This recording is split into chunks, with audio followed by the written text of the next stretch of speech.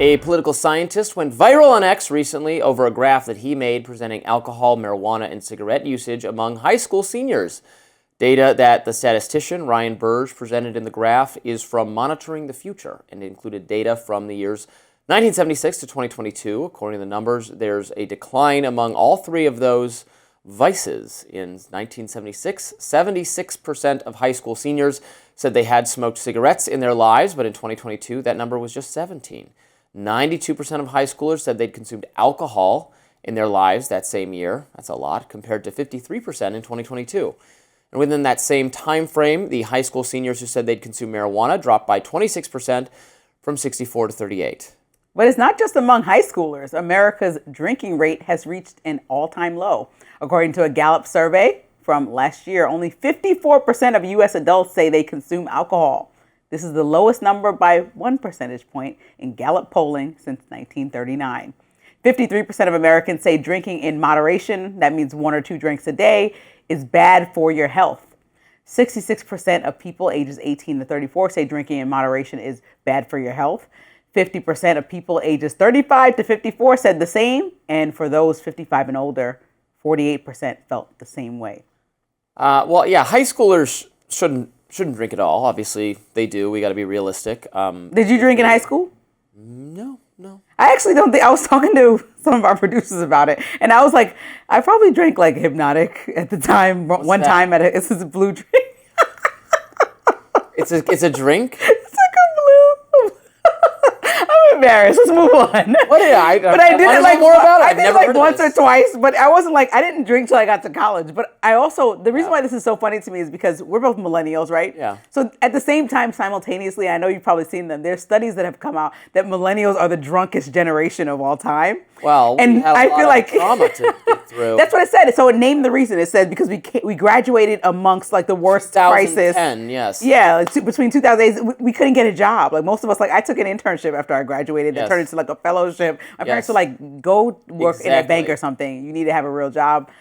Luckily, it worked out for me. But there was a lot of drama that we lived through. And we also were kids that lived through 9/11. Like we've seen a lot. It's not like we were younger. Like my daughter hopefully has a smooth situation going on. But we lived through a lot. It was pretty bad for us, although these kids who were in school during COVID, that's a real rough. That is. I will not say that anything bad. We millennials went through some stuff, but there was nothing as bad as if you had your high, maybe particularly your high school ruined by COVID. I will concede that is a worse thing than what we dealt with. That's pretty awful. So what do you think has to do with the less drinking? Yeah, I've noticed. I've just more noticed healthy? even people who are adults but are younger than I am, who I hang out with socially, they drink much less than I do. Cigarettes have been subjected to a decades-long demonization campaign and sin taxes and are save lives. Well, cigarettes are bad for you. Yes. Marijuana is not actually. Yeah, I'm not talking about marijuana. I lived in Denver. I'm talking about of those cigarettes. 3 things. If you're going to find out your 15-year-old was doing one of those 3 things, you'd want it to be marijuana. That's the least danger to result from it. I mean, it's true. Yeah, no, I get it. I think like I would not want them to start cigarette. Oh, I know they're What are talking. they saying? What are they saying? The conservatives think it messes up your brain. Okay, but smoking causes cancer, and I do all 3, by the way. Cigarettes?